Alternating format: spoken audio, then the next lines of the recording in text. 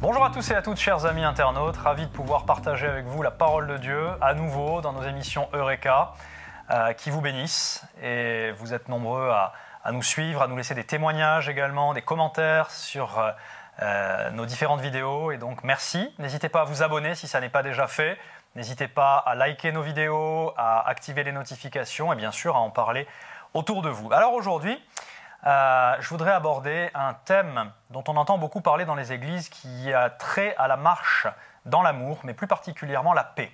La paix avec les autres. Pas la paix intérieure, mais la paix avec les autres. La paix avec les autres, on va regarder un verset qui se trouve dans Hébreux au chapitre 12.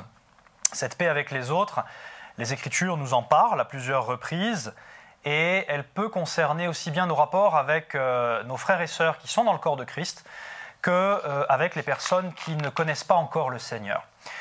Je vais d'ailleurs commencer par cette catégorie-là, c'est-à-dire par ceux et celles qui ne connaissent pas encore le Seigneur. Hébreux chapitre 12 nous dit au verset 14 « Recherchez la paix avec tous et la sanctification sans laquelle personne ne verra le Seigneur. Veillez à ce que personne ne se prive de la grâce de Dieu, à ce qu'aucune racine d'amertume ne produisent des rejetons et ne causent du trouble, et que plusieurs n'en soient infectés. » Donc ici, on voit plusieurs choses. D'abord, nous sommes invités en tant que chrétiens à rechercher la paix. La paix n'est pas quelque chose qui va tomber du ciel, n'est pas quelque chose qui va arriver spontanément, mais c'est quelque chose qu'il nous faut rechercher, qu'il nous faut construire, pour laquelle il nous faut faire des efforts, de manière à pouvoir l'expérimenter. Et puis cette paix, nous sommes censés, nous est-il dit, la rechercher avec tous. Donc il n'y a pas d'exception ici sur l'objet, je dirais, de notre intention pacifique. Et la sanctification, sans laquelle personne ne verra le Seigneur. Plusieurs manières d'interpréter ce verset, mais on pourrait dire sans laquelle personne ne verra peut-être les fruits de sa foi, sans laquelle personne ne verra le Seigneur se manifester dans sa vie, sans laquelle, on pourrait dire également, ce monde ne pourra pas voir Jésus. Personne ne verra le Seigneur si les chrétiens, notamment, qui sont appelés à être des artisans de paix, eh bien, ne recherchent pas activement la paix avec tous. Et ensuite, veillons à ce que personne donc, ne se prive de la grâce de Dieu et qu'il n'y ait pas cette racine d'amertume qui risque de produire des rejetons. Dans Romains chapitre 12 à présent, il nous est dit au verset 16 et suivant « Ne soyez pas sages à vos propres yeux ». Ça veut dire qu'il faut faire preuve de modestie, d'humilité et de s'accorder le droit à l'erreur, mais dans le sens avoir conscience du fait qu'on peut se tromper, que notre façon de voir n'est pas forcément toujours la bonne, n'est pas toujours vraie, n'est pas toujours juste. Ne rendez à personne, verset 17, le mal pour le mal. Recherchez ce qui est bien devant tous les hommes, s'il est possible, verset 18. Autant que cela dépend de vous, soyez en paix avec tous les hommes. Soyez en paix avec tous les hommes, seulement c'est autant que ça dépend de moi, et si c'est possible. Paul a eu la sagesse ici d'admettre et d'écrire que ça n'était pas toujours possible. Il y a des gens avec qui, malheureusement, malgré nos bonnes intentions, eh bien, il n'est pas possible d'être en paix. Ensuite, il continue en disant « Ne vous vengez pas vous-même, bien-aimés, mais laissez agir la colère, car il est écrit « À moi la vengeance, c'est moi qui rétribuerai, dit le Seigneur. » Donc, ici, il aborde plusieurs choses.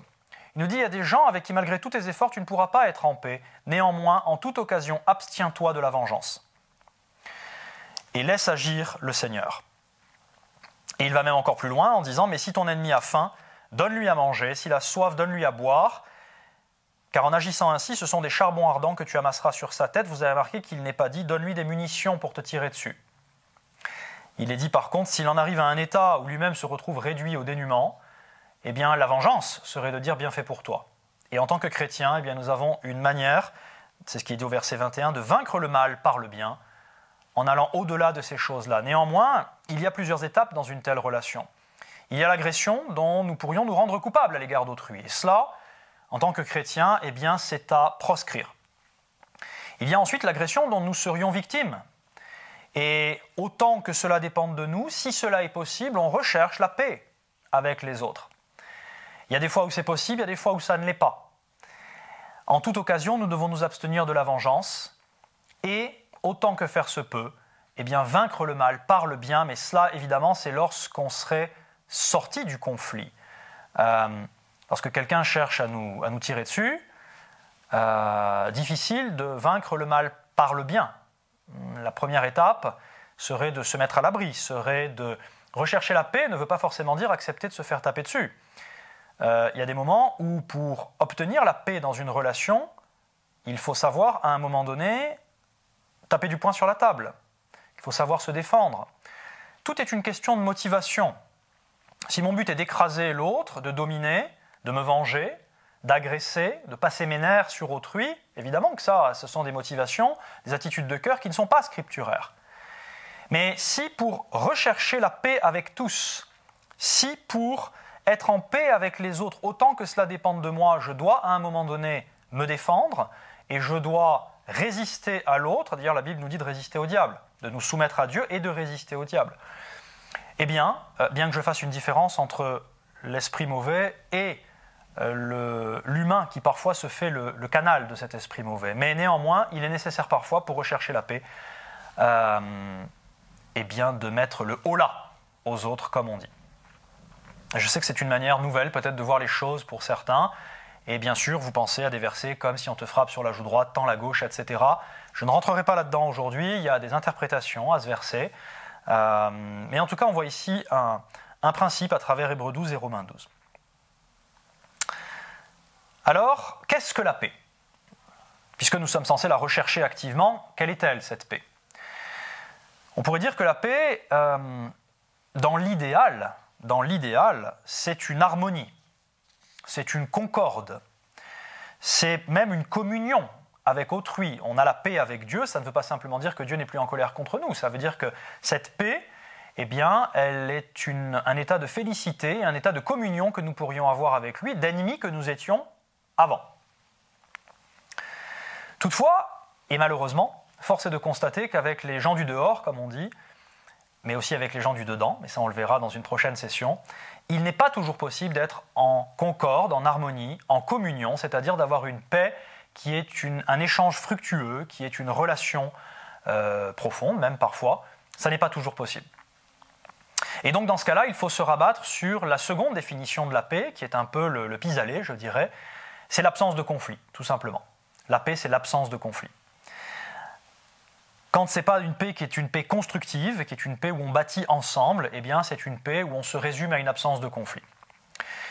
Et autant que cela dépend de nous, essayons d'être en concorde, en harmonie, en construction commune avec les autres, mais parfois, eh bien, ça doit se résumer à une absence de conflit, et pour mettre un terme à un conflit que l'on engage contre moi, alors bien sûr, me laisser piétiner, écraser, tuer serait une option pour mettre un terme prématuré, je dirais, à un conflit qu'on a initié contre moi. Mais il est parfois nécessaire, je le répète, de se faire entendre, de faire appel à un médiateur, à un juge.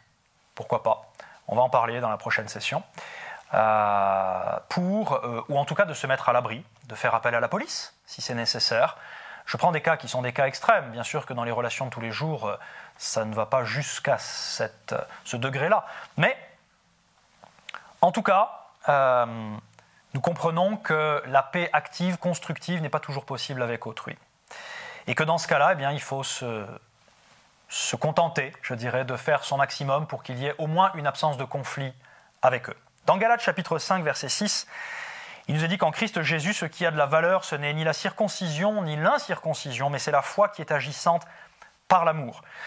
Donc l'amour du chrétien, qui va évidemment main dans la main avec la paix dont on parle aujourd'hui, c'est très important parce que non seulement c'est on pourrait dire un commandement moral de Dieu, de marcher dans l'amour, mais c'est également quelque chose qui a une implication sur l'efficacité de notre foi. La foi est agissante par l'amour, ce qui veut dire que s'il n'y a pas l'amour, s'il n'y a pas la paix, la recherche du moins de la paix, eh bien, notre foi va en pâtir et ne verra pas les résultats escomptés. Et nous savons que la foi, c'est la puissance qui libère, ou plutôt c'est le vecteur qui libère la puissance de la grâce dans notre vie. Donc, on voit l'importance de rechercher la paix, c'est une composante de la marche dans l'amour. Galates 5, 22 nous dit que le fruit de l'esprit, c'est l'amour, la joie, la paix, la patience, la bonté, la bienveillance, la fidélité, la douceur, la maîtrise de soi. Et on a trop souvent, je pense, réduit la lecture de ce verset à la paix intérieure. Seulement, le fruit de l'esprit ne concerne pas que l'intérieur du chrétien, ça concerne aussi l'extérieur. Par exemple, l'amour. La marche dans l'amour, c'est vis-à-vis d'autrui. Ce n'est pas que vis-à-vis de moi-même, même si je dois aimer mon prochain comme moi-même. C'est la patience. À l'égard de qui est-ce que je dois exercer la patience? À mon égard, certes, mais à l'égard des autres également. La bonté, la bienveillance, on voit bien que tout cela est tourné vers l'extérieur. Et donc la paix, qui est mentionnée dans cette même liste, eh bien, c'est un fruit de l'esprit dans lequel nous sommes censés marcher. Verset 25, si nous vivons par l'esprit, marchons aussi par l'esprit. Et donc ça va main dans la main avec la marche du chrétien, évidemment. Marche dans l'amour, fruit de l'esprit, recherche active de la paix, concorde, harmonie, et puis, si ça n'est pas possible, eh bien, au moins absence de conflit. Alors, je voulais simplement aborder ce sujet avec vous aujourd'hui. Évidemment que ça suscite sans doute des questions, et on serait ravis d'y répondre. Donc, n'hésitez pas à les poser dans le chat, ou plutôt dans les commentaires. Et dans une prochaine session, eh bien, on va aborder un autre versant de cette paix. Dieu vous bénisse.